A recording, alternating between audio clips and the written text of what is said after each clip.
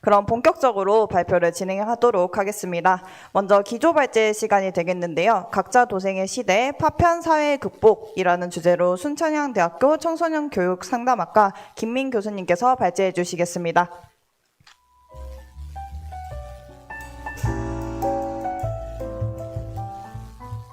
네, 아이고 떨어졌네요. 안녕하세요. 방금 소개받은 김민입니다. 여기 오면서 기가 막히다라는 생각을 참 많이 했습니다. 조금 전에 우리 그 우쿨렐레 연주하신 청소년들은 나이가 어떻게 되세요? 나이? 중학생이에요. 예, 굉장히 좋았어요. 연주가 좋았고, 사실은 지난주에 시소에 있었어요. 시소에 가서 2층에 우쿨렐레가 쭉 있어서 이 악기를 연주하는 사람이 누굴까라고 생각했는데 일주일 만에 그런 사람을 볼 줄이야. 그래서 제가 아까 깜짝 놀랐었습니다. 놀랬고 연주도 되게 잘했고, 제 제자가 그 간디학교에서 우쿨렐레 연주 선생님으로 있거든요. 그래서 간혹 그 친구가 그 훈련시킨 친구들 공연을 들었는데 못지 않았어요. 그래서 아까 너무너무 잘 들었습니다. 오늘 제 강의는 이 앞에 이 각자 도생의 시대 파편사회 극복인데요. 원래는 위에를 보면 디지털 시대 청소년 인권과 문화 다양성이죠. 문화 다양성과 인권이 만나면 뻔한 얘기거나 아니면 불행한 얘기가 나옵니다. 그런 생각 안 하세요? 다양성을 위해서 인권을 존중해야 된다라는 뻔한 얘기가 나오거나 아니면 그런 실제 사례 때문에 그런 어떤 행복하지 못한 스토리를 우리가 서로 공유하고 머리를 자매고 이런 얘기들이 주로거든요. 그래서 저는 오늘 조금 각도를 달리해서 뻔한 얘기도 아니고 불행한 얘기도 아닌 그런 얘기를 좀 해볼까 합니다. 저는 대학에 오기 전에 유네스코에 있었어요. 유네스코에 있어서 여러분들한테 두 가지 먼저 읽어볼 거리를 얘기를 할 겁니다. 제 발표 자료에 없는 내용들이 제 강의에 많이 나옵니다. 그리고 제가 원래 고향이 충청도지만 강의할 때는 말을 되게 빨리 합니다. 그래서 제 강의를 잘 듣고 메모도 많이 하고 나중에 끝나기 1분 전에 퀴즈를 할 건데 그 퀴즈를 맞힌 사람한테는 문화상품권을 줄 겁니다. 그 문화상품권은 제가 조금 전에 여기서 뽑기로 뽑았는데 제가 가져가는 건 웃기잖아요. 그래서 여기 여러 청소년들께 어른들한테는 기회가 없습니다. 네, 우리 청소년들한테 주려고 합니다. 잘 듣고 먼저 제 원고 뒤에 보면 유네스코 문화 다양성 선언이 나와요. 이 유네스코 문화 다양성은 2001년도 10월에 유네스코 총회가 파리 유네스코 본부에 있거든요. 파리에 있는데 거기서 유네스코 문화 다양성에 대한 선언을 채택을 합니다. 유네스코 같은 국제기구가 5개가 있거든요. 유엔에 WHO, WTO, ILO, 그다음에 FAO, 그다음에 유네스코 이 5개가 있습니다. 5개 잘 기억하세요. 이 5개 중에 유네스코는 국제교육과학문화기구라고 하는데 여기서 문화 다양성이 정말 중요하다라는 것을 회원 국가들에게 권고를 하는 의미에서 선언문을 채택을 해요. 그 얘기는 뒤집어서 얘기하면 우리 인간이 문화 다양성을 인정하지 않는 사례가 너무 많다는 얘기예요. 우리 대표적인 거 있잖아요. 가까운 이웃에 이슬람 모스크라고 하죠. 이슬람 신전 이슬람 교회를 만들었는데 그 교회 지으면 땅값 떨어지고 아파트값 떨어진다고 그 앞에서 고사 지내고 돼지머리 올리고 삼겹살 먹잖아요. 굉장히 문화 다양성에 반대되는 거죠. 즉 우리가 살고 있는 우리 사회에 그대로 있습니다. 근데 그런 것들을 못하게 하기 위해서 만든 게 바로 문화 다양성 선언입니다. 그거는 꼭 여러분들이 한번 꼭 읽어보기 바랍니다. 근데 이런 문화 다양성에 대한 인정이 꼭 종교나 뭐 이런 걸로만 이루어지는 건 아니에요. 그 중에 하나가 뭐냐면 세대에 대한 문화 다양성도 있습니다. 즉 어른 세대를 여러분들이 인정하지 않고 이해하지 않는 것과 또 거꾸로 여러분들의 문화를 어른들이 인정하지 않는 것도 똑같은 거라고 볼 수가 있죠. 로널드 잉글 하트라는 사람이 있습니다. 지금은 돌아가셨어요. 얼마 전에 돌아가셨는데 로널드 잉글 하트라는 사람은 5년마다 전 세계에 세대 간의 격차를 수리적으로 파악을 해서 세대 간 격차가 가장 높은 나라가 어딘가를 발표를 합니다. 우리나라는 몇 등일까요? 세대 간의 격차. 그러니까 20등이요? 아닙니다. 탑 10 안에 있습니다. 탑 10 안에 있습니다. 세대 간의 격차가 우리가 얼마나 높을까요? 전 세계 나라 중에 우리가 3위입니다. 몰랐죠? 3위, 그러니까 여러분들 그거 알고 있어요? 우리나라의 그 청소년 자살이 2007년부터 청소년 사망사고 1위입니다. 그리고 노인 자살도 OECD 회원국가에서 1위입니다. 그 이유가 저는 그냥 삶이 팍팍해서라기보다는 구조적인 이유가 있다고 생각이 들어요. 세대 간의 격차가 높은 사회일수록 나이가 어릴수록 행복하지 않습니다. 왜냐하면 어른들이 우리 세계를 이해해 주질 않으니까요. 그렇다고 해서 나이가 들수록 행복하냐? 그렇지 않죠. 젊은 세대들이 존중하지 않으니까. 어쩌면 우리 사회는 세대 간의 격차가 벌어지면서 그리고 세대 간의 문화가 서로 뭘 이해가 되면서 불행한 사회를 겪고 있는지도 몰라요. 2위는 어딜까요? 2위. 우리가 세대 간의 격차가 가장 높은 나라 3위라고 했는데 2위는 어딜까요? 일본이 7위 정도 됩니다. 물론 매년 5년마다 하는데 매번 변동이 됩니다만 베트남이 2위입니다. 베트남이 2위이고요. 1위는 중국입니다. 네, 놀랍죠? 이 세 개 나라가 공통점이 있습니다. 어떤 공통점이 있냐면 아시아이고 두 번째는 급속도로 발전한 나라입니다. 이거를 사회학에서 뭐라고 하냐면 압축 성장한 사회라고 합니다. 그러니까 탈근대와 근대 사회가 공존하는 그 독일의 레페브레라는 사회학자의 이름을 사회학자의 말을 빌리자면 그러니까 동시에 존재할 수 없는 것들이 동시에 존재하는 사회라서 그래서 굉장히 급속도로 발전을 했고 그러다 보니까 어른들의 세계와 아이들의 세계와 그리고 할아버지의 세계가 사실은 좀 다른데 그 세계들이 공존하는 거죠. 자, 세대 간의 이 문화 이해도 사실은 굉장히 중요한데 이런 부분들도 문화 다양성의 관점에서 서로 존중하는 게 우리가 지향하는 사회일 거라고 생각이 듭니다. 자, 그러면 이제 준비된 거를 볼게요. 우리나라 정부는 5년마다 5년마다 국가 중장기 청소년 기본계획을 세웁니다. 그 중에 이제 7번째가 올해부터 2027년까지 이루어지는데 요거죠. 네.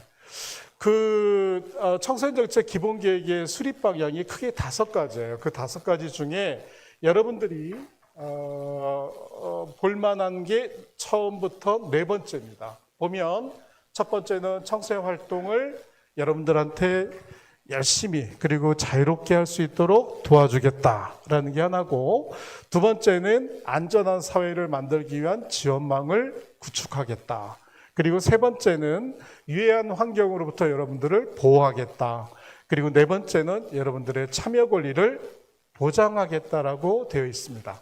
굉장히 좋은 정책 방향입니다. 이 부분에 대해서는 누구도 뭐라고 하지는 않을 겁니다. 동의를 할 수밖에 없습니다. 그런데 이것도 전체적으로 우리나라가 청소년 정책 기본 계획을 중장기적으로 5년 동안 어떻게 하겠다라는 것을 하나의 그림으로 그려주는 거예요. 이걸 뭐라고 하냐면 전략 체계도라고 합니다.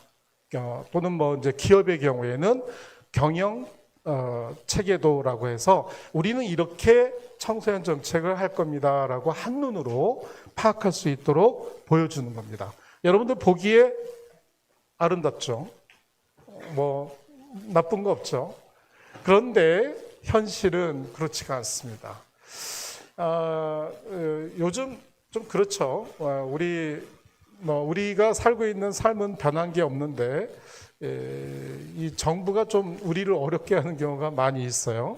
많이 있는데 특히 여성가족부가 최근에 청소년 정책과 관련돼서 예산을 전액 삭감한 부분들이 많습니다. 그중에 삭감한 부분들을 보면 청소년 활동 예산, 정책 참여 예산, 또 학교폭력 예방 프로그램 예산, 성인권 예산, 근로권익 예산. 근로권익 예산은 아르바이트와 관련된 것들입니다. 이런 예산이 전액 삭감이 돼서 그 지자체 사업에도 영향을 많이 미친다라고 일간지나 또는 방송국에서 보도가 나오고 있는 상황입니다. 실제로 비상대책위원회가 만들어졌어요. 비상대책위원회가 만들어져서 청소년 예산을 이렇게 삭감하는 것은 불합리하다. 그리고 실제로 전체 예산을 이렇게 계산을 했더니 222억, 사실 정부 예산이 600여 조가 넘잖아요. 657조인가를 지금 다루고 있는 걸로 알고 있는데 그 많은 예산 중에 사실 222억을 깎는다는 건 좀 치졸하죠. 그런데 실제로 제가 정부 예산안 중에 여성가족부 예산안을 받았는데 그 예산안이 921페이지예요. 921페이지를 직접 제가 분석을 해서 여러분들한테 이거 다 알려줄 필요는 없어요. 그런데 실제로 이걸 알아야 될 사람은 여러분들입니다. 청소년들입니다. 사실 청소년들, 특히 중학교 2학년 애들을 한 줄로 이렇게 세우는 것보다 벼룩을 옆으로 뛰게 하는 게 더 쉽다고 합니다. 그럴 정도로 사실 여러분들을 주의 집중시키는 거 쉽지 않거든요. 그런데 더더군다나 예산안이라니 이거 실제로 어려워요. 그런데 여러분들이 알아야 돼요. 정부가 여러분들에게 마땅히 마련하고 준비하고 주어야 할 예산을 당사자인 여러분들이 모른다는 것은 말이 안 됩니다. 여러분들이 권리를 주장하기 위해서는 그 권리에 해당하는 마땅한 책임과 권한을 행사할 수 있어야 돼요. 그걸 책임을 다하지 않고 그 권리를 정확하게 알지 못하고서 무조건 권리를 주장하는 것은 말이 안 되죠. 그래서 여러분들한테 지금 이 이야기를 하는 건 두 번째입니다. 사실은 이번 주에 경기도의 수원에서 한 번 했어요. 수원에서 하고 오늘은 여기서 하고 다음 주에서는 정읍과 익산에 달그락 그 청소년 참여자치 공간이 있습니다. 거기 있는 청소년들과 만날 거고요.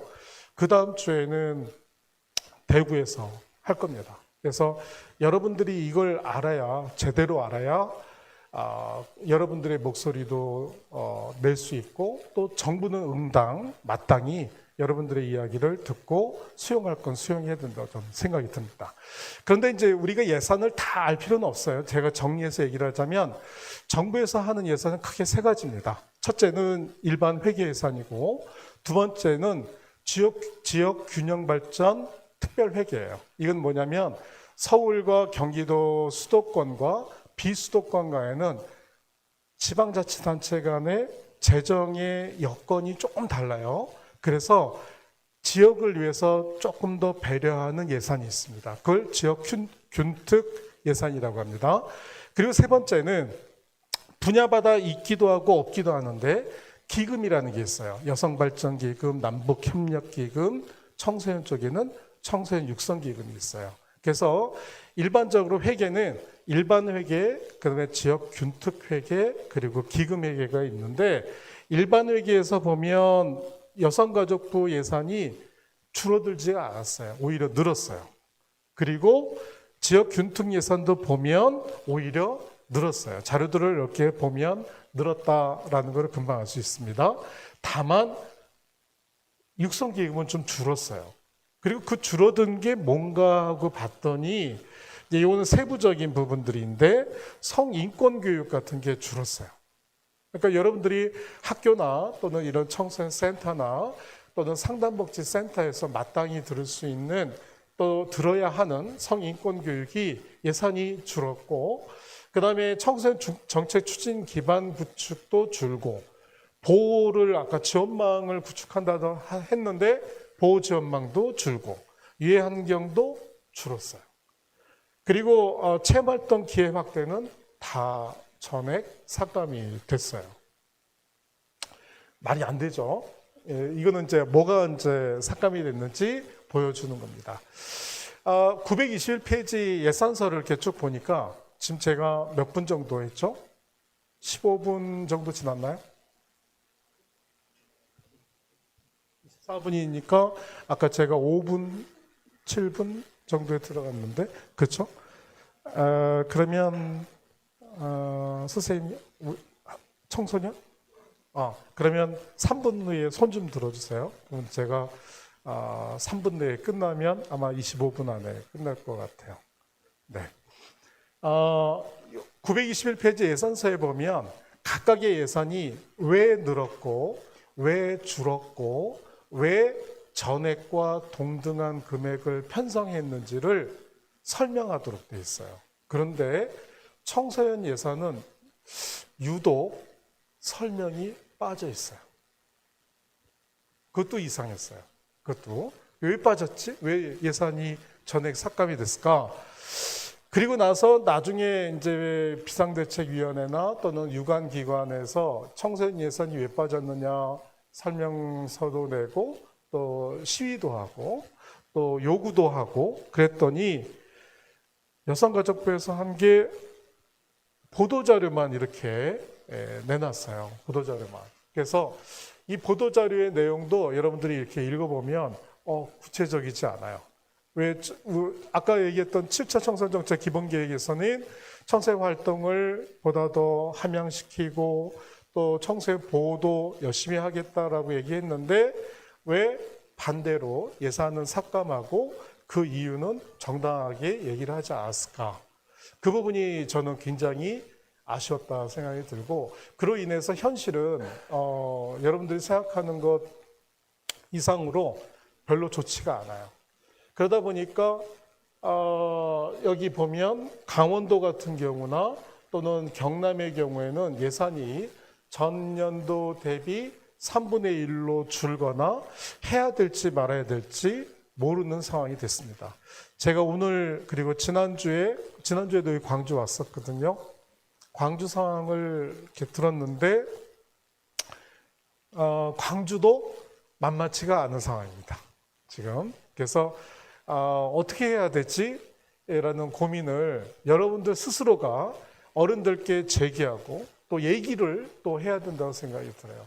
그게 그냥 선언적인 명제로 문화 다양성과 인권을 얘기하는 게 아니라 우리 세대의 문화를 동등하게 인정하기 위해서는 어른들이 우리들의 목소리를 들어달라고 하는 거야말로 오늘의 취지에 가장 부합되는 주장이 아닌가 저는 그런 생각이 들어서 이런 취지로 갖고 왔어요. 다행히도 문화재단에서 이런 자리를 마련해 주셔서 너무 감사합니다. 사실 그 각 시도마다 문화재단이 있고 거기서 이제 뭐 꿈다락 학교나 이런 걸로 알고 있습니다. 근데 이제 이렇게 특별히 인권과 관련돼서 그 논의의 장을 주는 거는 굉장히 특별한 의의가 있다고 생각이 듭니다. 어쨌든 그럼에도 불구하고 그렇지 않은 곳도 있습니다. 세 군데가 있는데요. 하나는 제주도예요. 제주도는 도에서 다 충당하기로 했고요. 충남도 그렇게 하기로 했습니다. 경기도는 청소년 재단에서 일부 하기로 했고 육성기금에서 헐기로 했습니다. 그래서 국비가 나오는 거를 청소년 육성기금에서, 그러니까 지방 육성기금에서 헐거나 도가 또는 시가 광역자치단체에서 국가가 주지 않는 거 우리가 보전하겠다, 이렇게 해서 해결하기로 했습니다. 근데 이제 이게 2024년도는 그렇게 하는 게 뭐 한 곱이 넘어가는 건데 2025년까지 그게 과연 가능하냐, 이 부분이 좀 문제가 되겠죠. 그 다음에는 이제 코로나에 대한 얘기인데 3분이죠. 네. 걱정하지 마세요. 3분 내에 끝납니다. 코로나 상황에서 가장 어려운 친구들은 사실은 아이들이었습니다. 그리고 여러분들, 제가 유네스코에 있었다고 얘기했었잖아요. 저는 이제 국내에서는 교육복지 사업을 하고, 그리고 해외에서는 청소년 국제개발 협력을 해요. 그래서 지금 현재 캄보디아, 베트남, 루안다, 그리고 부탄의 청소년 센터를 짓고 거기 있는 지도자들과 청소년 프로그램들을 운영하는데, 그 나라들을 최근에 쭉 방문을 하면서 정말로 어려웠구나라는 것을 많이 생각을 해요. 그래서 가장 어려웠던 청소년 세대에게 더 많은 지원을 해야 된다고 난 생각이 해요. 그래서 지금까지 나온 거는 여러분들이 자료집을 보면 얼마나 많은 코로나 상황에서 얼마나 많은 사람들이 힘들었는가를 보여주는 자료들입니다. 마지막으로 얘기를 할 게 이 부분인데, 최근에 코로나 엔데믹 상황에서 이제 일상으로 회복을 해요. 일상으로 회복을 하는데 어떤 사람은 체력이 있어서 정상적으로 회복이 돼요. 기울기가 급하게 회복이 될 수 있죠. 어떤 사람은 기울기가 천천히 회복이 되는 사람들이 있습니다. 세대 간에서 얘기할 때면 건강한 어른들은 금방 2019년 이전으로 회복이 된다면 아동과 청소년의 경우에는 천천히 회복이 됩니다. 코로나 상황 때 중학교와 고등학교를 겪은 친구들이 현재 고등학교와 대학에 올라왔는데 다르다고 그래요. 그러면 우리 사회는 지금의 청소년들을 위해서 오히려 투자를 늘리면 늘려야지 줄여서는 안 됩니다. 그런데 거꾸로 가고 있어요. 그거를 여러분들이 아셔야 돼요. 그래서 이 강의를 준비했습니다. 퀴즈 나갑니다. 퀴즈. 유네스코 문화다양성은 몇 년도에 선언을 했을까요? 네. 아닙니다. 네. 2001년 맞습니다. 오늘 제가 받은 문화상품권 주면서 강의 마치겠습니다. 고맙습니다. 네. 바람으로 예쁘게 빛나고